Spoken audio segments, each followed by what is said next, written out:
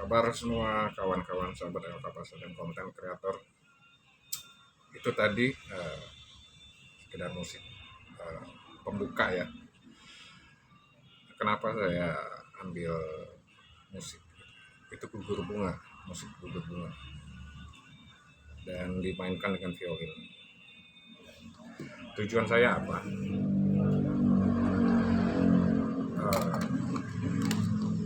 Itu sebagai bentuk berduka cita, bukan karena adanya pahlawan yang gugur, tetapi berduka cita atas kondisi negara ini yang sedang dilanda pandemik yang meledak ya, varian Delta yang bermutasi. Konkretnya apa? Jadi ada impact akses yang tidak bagus dan banyak kejadian di para pelaku ekonomi terutama, yang mereka diperlakukan secara tidak enak oleh satuan-satuan tugas dari Satgas ya, COVID-19, terutama untuk Satgas yang pencegahan di beberapa provinsi. Kalau di tempat saya di Lampung ada kemarin yang sempat viral, jadi dia laki-laki itu dimarah-marahin sama aparat, tapi kemudian dia melawan. Nah itu bagus, lawan aja. Maksudnya lawan gini, kalau kondisinya tidak memungkinkan kita menutup usaha selama per tanggal 20 Juli ya, malah ada kemungkinan nanti diperpanjang.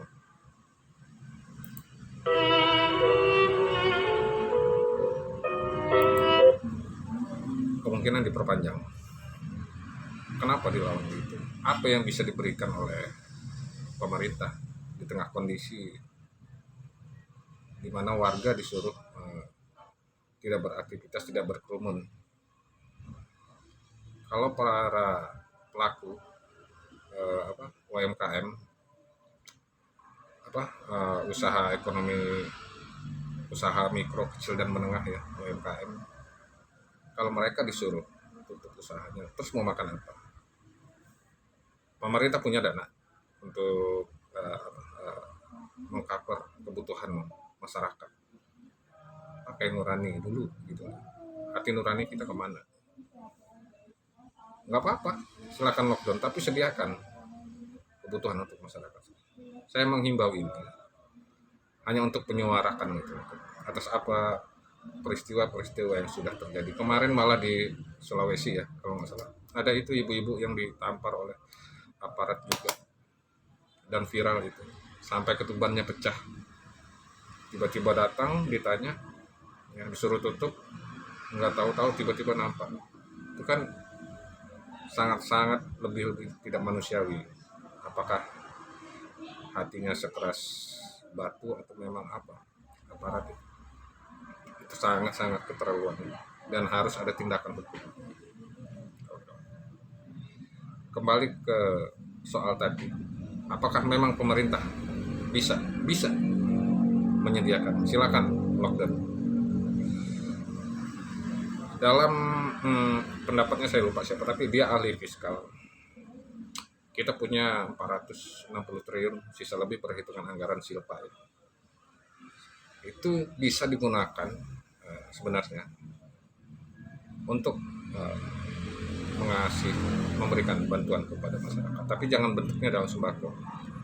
Kalau dia sembako, kemungkinannya ini bisa jadi diduga gitu ya, ada kejadian yang enak. Tapi ketika dia bantuan langsung tunai berupa uang, itu saya yakin langsung, karena dia diterima masyarakat, jadi nggak dalam bentuk barang. Itu lebih efektif dan dugaan bakal bermasalahnya sangat kecil.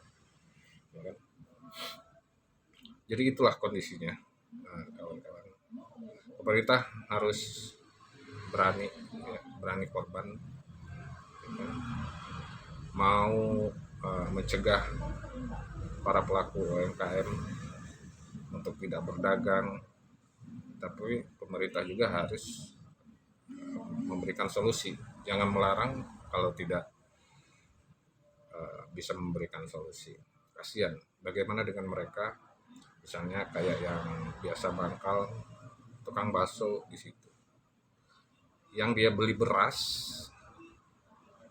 dari hasil dagang tiap hari, yang dia harus beli kebutuhan sembako, 9 bahan pokok.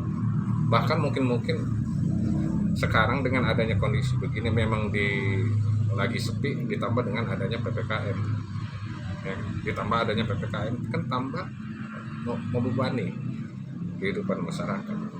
Pemerintah harus kasih solusi itu apa? Berikan solusi, berikan bantuan.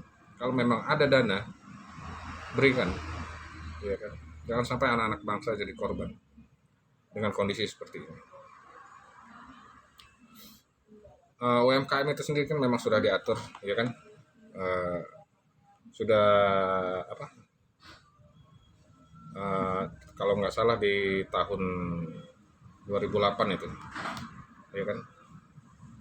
Tercantum dalam Undang-Undang Republik Indonesia nomor 20 kalau nggak salah, nomor 20, ya kan? Bahwa UMKM ini kan disimpulkan sebagai usaha ekonomi yang dilakukan masyarakat kalangan menengah ke bawah. Oke lah yang menengah, tapi yang ke bawah itu yang sangat terdampak. Ayo pemerintah, berikan bantuannya, ulurkan tangan agar kita tidak mati pelan-pelan. Memang sudah susah, tambah susah dibuat dengan keadaan seperti ini. Oke, itu saja sekedar himbauan saya. Terima kasih sudah menyimak.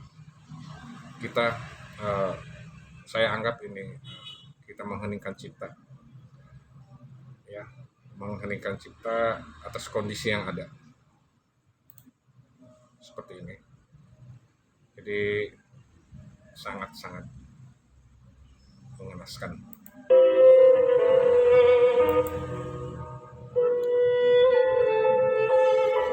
Para pelaku UMKM ataupun masyarakat marginal, masyarakat kecil ke bawah, ini ujian, ya kan? Harap bersabar, mudah-mudahan ada solusi, ya kan? Kita harus tetap kuat. Banyak orang-orang yang di sekitar kita yang menggantungkan diri kepada kita. Melalui kita lah mereka bisa terus makan, ataupun ketika anak-anak yang sekolah bisa terus menyekolahkan diri, biar bangsa ini cerdas dan tidak ketinggalan terus. Kita sebenarnya punya semua sumber daya, dan sumber daya itu sedang diincar. Kalau kita tidak sadar dan tidak mawas diri, cepat atau lambat semua sumber daya itu bisa diambil orang. Terima kasih. Sekian dari saya. Assalamualaikum warahmatullahi wabarakatuh.